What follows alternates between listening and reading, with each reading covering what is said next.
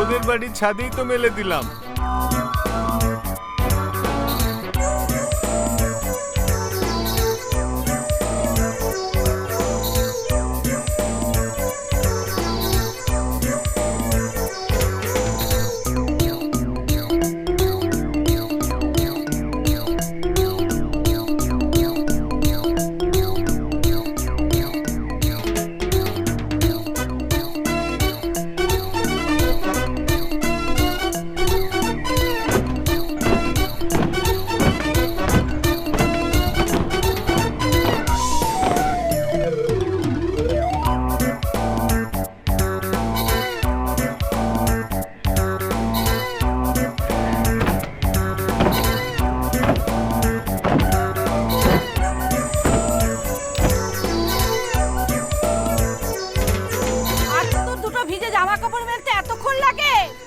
ভাবিস কি আমি কিছু বুঝি না?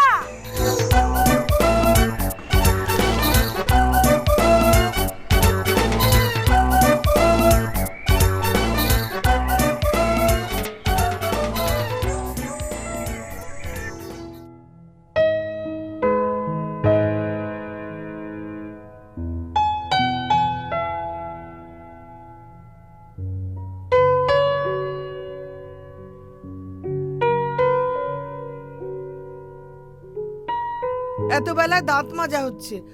আমার বাড়িতে লক্ষ্মীশ্রী বলে আর কিচ্ছু থাকবে না। এত বেলা অবধি এত বড় মেয়ে পড়ে পড়ে ঘুমোচ্ছে। সত্যি শ্বশুর বাড়িতে গেলে যে কি করবে কে জানে। শোনো, এভাবে বেশি দিন চলবে না। হয় চাকরি করো নয়তো বিয়ে করো। কতগুলো আজে বাজে ছেলের সঙ্গে সারাদিন ঘুরে ঘুরে ঘুরে ঘুরে গান করে বেড়াচ্ছে। ও মা, সকাল সকাল কি বাবার লিখছ? হ্যাঁ, দেখেছো দেখেছো কি মুখের ভাষা। আর হবে নাই বা কেন? কতগুলো রকবাজ নেশাখোর ছেলের সাথে মেলামেশা করলে তো এমনই হবে।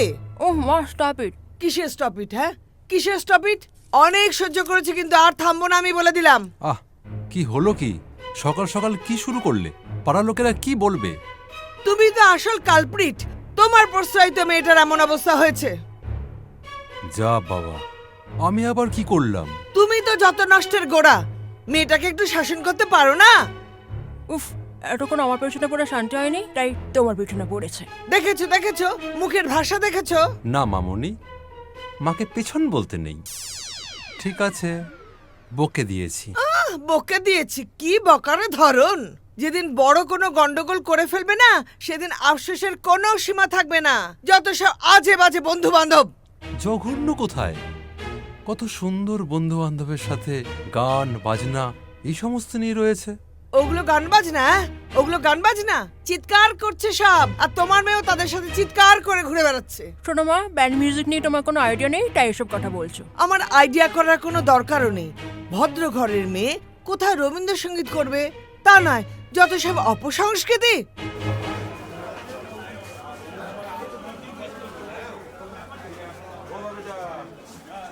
উফ মা, এবার কিন্তু আমার মাথা গরম হয়ে যাচ্ছে। বাপি, মাকে সামলাও। আহ, তোমরা একটু চুপ করবে? আমাকে কেন চুপ করতে বলছো? মেয়েকে সামলা বলে দিলাম সময় থাকতে। কোনো ছেলে কিন্তু এরপর তোমার মেয়েকে আর বিয়ে করবে না।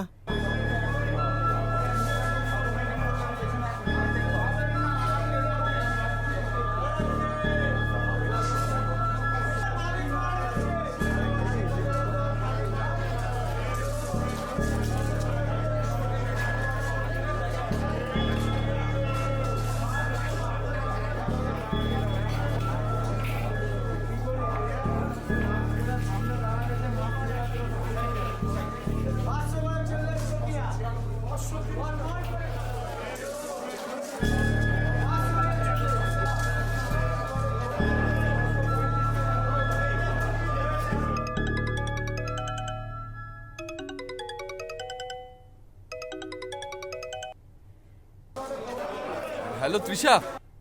বল। আরে কি হচ্ছে আমি তো কিছু বুঝতে পারছি না। সবাই মুখে মাস্ক পরে ঘুরছে। মাস্ক না কি প্যান্টি পরে ঘুরবে? ফোন রাখ বাল।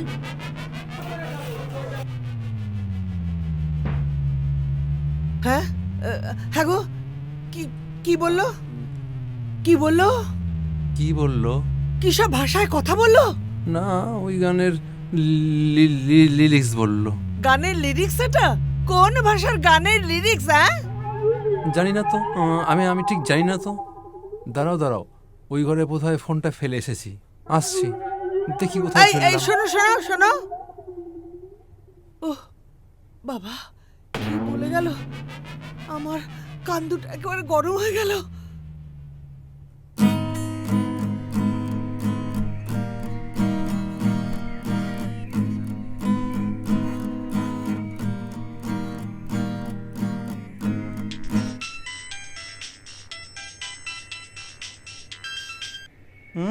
হ্যালো, বাড়িতে আছিস?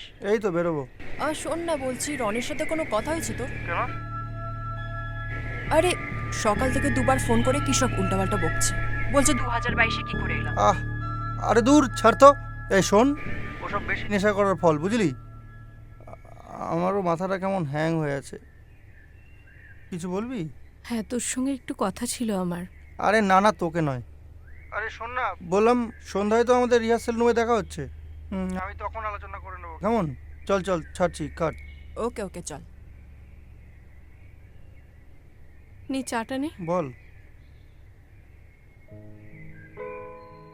ভাই, কথাটায় কিছু মনে করবি না তো? আরে তুই বল তো।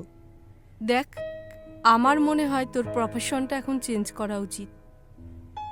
তুই তো 2015 থেকে বল স্ট্রাগল করছিস সেই ব্যান্ডটার পেছনে। আচ্ছা তুই বল, কোনো লাভ হলো?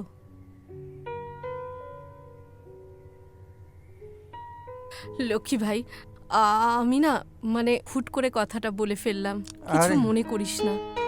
ঠিক আছে, তুই তো ঠিকই বলেছিস। না, এটাই ফ্যাক্ট।